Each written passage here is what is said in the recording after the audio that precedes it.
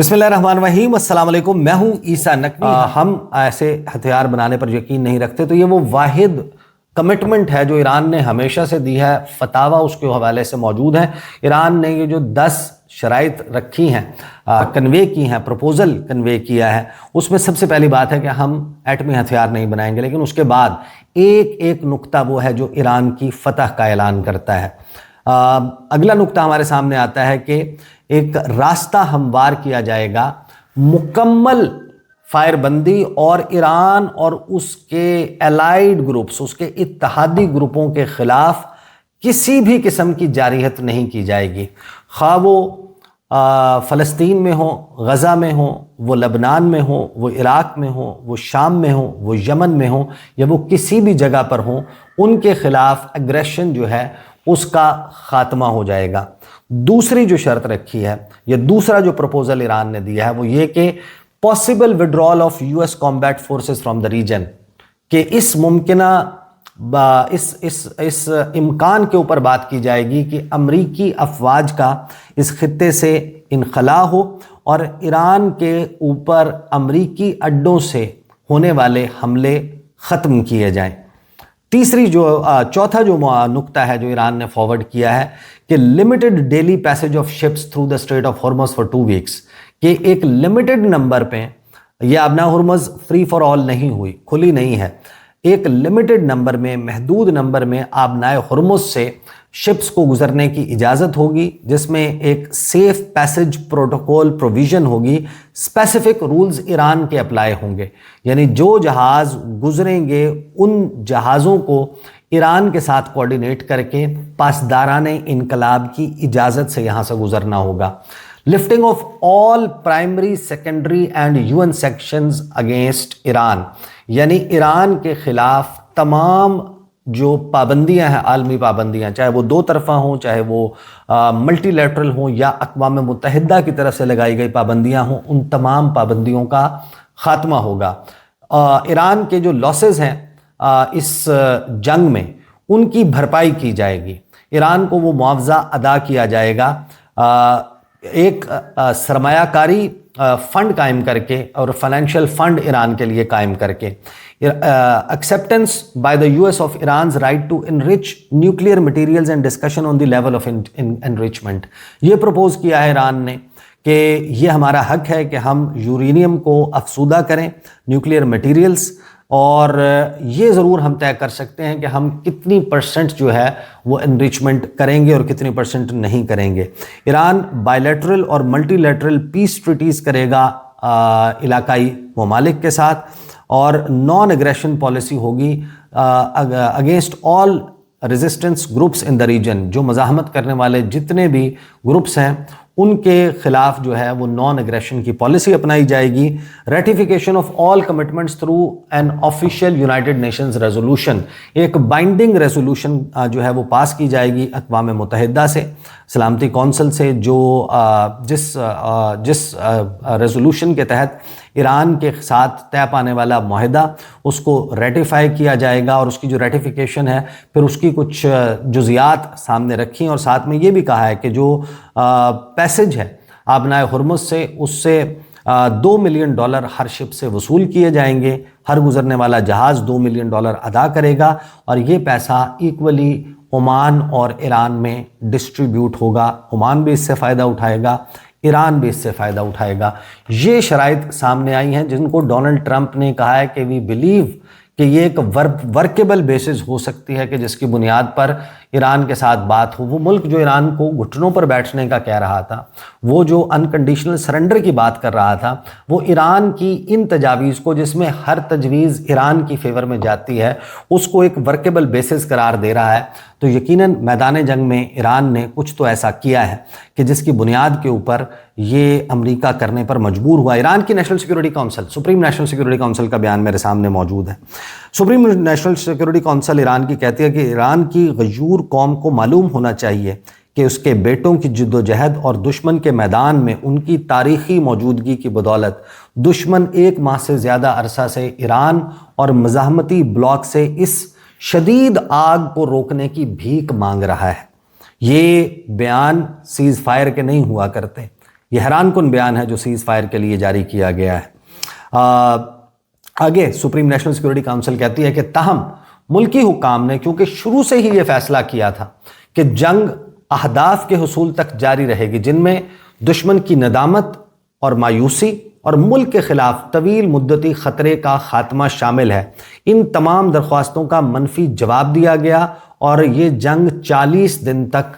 جاری ہے۔ ایران نے امریکی صدر کی جانب سے دی گئی ڈیڈ لائنز کو بھی کئی بار مسترد کیا ہے اور اس بات پر زور دیتا رہا ہے کہ وہ دشمن کی طرف سے دی گئی کسی بھی قسم کی ڈیڈ لائن کو کوئی اہمیت نہیں دیتا۔ اب ہم ایران کی عظیم قوم کو یہ خوشخبری سناتے ہیں کہ جنگ کے تقریباً تمام اہداف حاصل کر لیے گئے ہیں اور آپ کے بہادر بیٹوں نے دشمن کو ایک تاریخی بے بسی اور مستقل شکست سے دوچار کر دیا ہے۔ ایران کا تاریخی فیصلہ جسے پوری قوم کی متحد حمایت حاصل ہے، اس مارکے کو اس وقت تک جاری رکھنا ہے جب تک اس کی عظیم کامیابیوں کو مستحکم نہیں کر لیا جاتا اور خطے میں ایران اور مزاحمت کی طاقت اور خود مختاری کی قبولیت کی بنیاد پر نئی سیکیورٹی اور سیاسی مساواتیں قائم نہیں ہو جاتی۔ آگے یہ کہا گیا کہ اس سلسلے میں رہبر انقلاب اسلامی آیت اللہ سید مجتبی خامنائی کی نصیحت اور سپریم نیشنل سیکورٹی کونسل کی منظوری کے مطابق اور میدان جنگ میں ایران اور مزاحمتی قوتوں کی برتری تمام تر دعووں کے باوجود اپنے خطرات پر عمل درآمد کرنے میں دشمن کی نااہلی اور ایرانی عوام کے تمام جائز مطالبات کی باضابطہ قبولیت کو مد نظر رکھتے ہوئے یہ فیصلہ کیا گیا ہے کہ تفصیلات کو حتمی شکل دینے کے لیے اسلام آباد میں مذاکرات کیے جائیں تاکہ زیادہ سے زیادہ 15 دنوں کے اندر میدان جنگ میں ایران کی فتح کی تفصیلات کو حتمی شکل دے کر اسے سیاسی مذاکرات میں بھی مستحکم کیا جا سکے۔ اس ضمن میں ایران نے دشمن کے پیش کردہ تمام منصوبوں کو مسترد کرتے ہوئے ایک 10 نکاتی منصوبہ تیار کیا ہے اور پاکستان کے ذریعے امریکی فریق کو پیش کیا ہے۔ اس میں بنیادی نکات پر زور دیا گیا ہے جیسے، اور اس کے بعد جو 10 نکات میں آپ کے سامنے رکھ چکا ہوں وہ 10 نکات اس میں لکھے گئے ہیں۔ پھر آگے سپریم نیشنل سیکورٹی کونسل کہتی ہے کہ واضح رہے کہ اس قرارداد کی توثیق ان تمام معاہدوں کو بین الاقوامی قانون کے طور پر لازم قرار دے گی اور ایرانی قوم کے لیے ایک اہم سفارتی فتح پیدا کرے گی۔ اب پاکستان کے معزز وزیر اعظم نے ایران کو مطلع کیا ہے کہ امریکی فریق نے تمام ظاہری دھمکیوں کے باوجود ان اصولوں کو مذاکرات کی بنیاد کے طور پر قبول کر لیا ہے اور ایرانی عوام کی مرضی کے سامنے سر تسلیم خم کر دیا ہے۔ چنانچہ اعلیٰ ترین سطح پر یہ فیصلہ کیا گیا ہے کہ ایران اسلام آباد میں امریکی فریق کے ساتھ 2 ہفتوں تک صرف ان اصولوں کی بنیاد پر مذاکرات کرے گا۔ اس بات پر زور دیا جاتا ہے کہ اس کا مطلب جنگ کا خاتمہ نہیں ہے اور ایران جنگ کے خاتمے کو صرف اس صورت میں قبول کرے گا اور اس وقت قبول کرے گا جب 10 نکاتی منصوبے میں ایران کے تصور کردہ اصولوں کی قبولیت کو مد نظر رکھتے ہوئے مذاکرات میں اس کی تفصیلات کو بھی حتمی شکل دے دی جائے گی۔ 11 اپریل کو اسلام آباد میں یہ مذاکرات امریکی فریق پر مکمل عدم اعتماد کے ساتھ جمعہ کے روز اسلام آباد میں شروع ہوں گے اور ایران ان مذاکرات کے لیے 2 ہفتے کا وقت مختص کرے گا۔ فریقین کے اتفاق سے اس وقت میں توسیع کی جا سکتی ہے۔ اس عرصے کے دوران مکمل قومی اتحاد برقرار رکھنا اور فتح کا جشن پوری قوت کے ساتھ جاری رکھنا ضروری ہے۔ موجودہ مذاکرات ایک قومی مذاکرات اور میدان جنگ کا تسلسل ہے اور تمام عوام، اشرافی اور سیاسی گروہوں کے لیے ضروری ہے کہ وہ اس عمل پر بھروسہ کریں اور اس کی حمایت کریں جو انقلابی رہنماؤں اور نظام کی اعلیٰ ترین سطحوں کی نگرانی میں ہے اور کسی بھی قسم کے تفرقہ انگیز بیانات سے سختی سے گریز کریں۔ اگر میدان میں دشمن کی سپردگی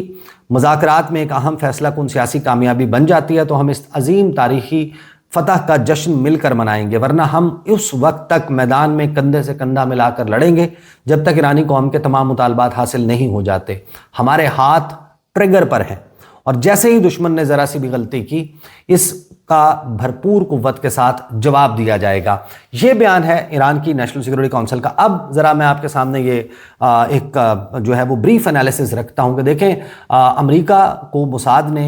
مس گائیڈ کیا۔ یہ کہا گیا کہ ایران میں حکومت کے خلاف، رجیم کے خلاف، انقلاب اسلامی کے خلاف بھرپور نفرت موجود ہے، وہاں پر مظاہرے ہو رہے ہیں اور بعد میں یہ پتہ چلا کہ یہ مظاہرے اسرائیل کے آرکسٹریٹڈ تھے. اسرائیل نے ایک deep penetration over a period of time اور امریکہ نے اس کی اس پینیٹریشن کو اور اس منصوبہ بندی کو سپورٹ کیا. ایران کی معاشی ناکہ بندی کر کے ان کے لیے معاشی صورتحال کٹھن کر کے وہ ملک جو دنیا کے امیر ترین ملکوں میں ہونا چاہیے تھا وسائل کے اعتبار کو جب آپ اپنے سامنے رکھتے ہیں اس ملک کو کمزور کیا گیا. اس کی حکومت جو ہے اس کو معاشی اعتبار سے ویک کیا گیا. لوگوں میں ریزنٹمنٹ پیدا کی گئی اور یقیناً ایران میں ایک سائزیبل نمبر ہے 30% سے زیادہ لوگ ہیں جو ضد انقلاب ہیں یا جو پروگریسو تصور ہوتے ہیں, جو انقلاب اسلامی جو ہے اس کے حمایتی نہیں ہیں. لیکن پھر وہی ایران اس میں 65 سے 70% وہ لوگ ہیں جو ایران کے انقلاب اسلامی کے ساتھ کھڑے ہوئے ہیں. تو ایران جو ہے اس کا حوالے سے موساد نے مس گائیڈ کیا CIA کو کہ ہم حملہ کریں گے, ان کی لیڈرشپ جو ہے اس کو پہلے ہی حلے میں ہم شہید کر دیں گے اور نیچے سے ایک انقلاب برپا ہو جائے گا, ایک اینٹی ریولوشن ہو جائے گا. وہ نہیں ہوا اور اس کے بعد سے میدان جنگ میں گزرتا ہوا ہر دن ایران نے وہ زخم لگائے ہیں عالمی معیشت کو, اس خطے میں موجود بڑے بڑے ترم خانوں کو, امریکہ کو اور اسرائیل کو, کہ جس نے پوری دنیا کو ششدر کر دیا ہے. کسی نے سوچا بھی نہیں تھا کہ Pedro Sanchez, Emmanuel Macron, Keir Starmer, Carney, Friedrich Merz, یہ لوگ جو ہیں وہ امریکہ کے ساتھ اس جنگ میں نہیں کھڑے ہوں گے. جاپان اور آسٹریلیا, ساؤتھ کوریا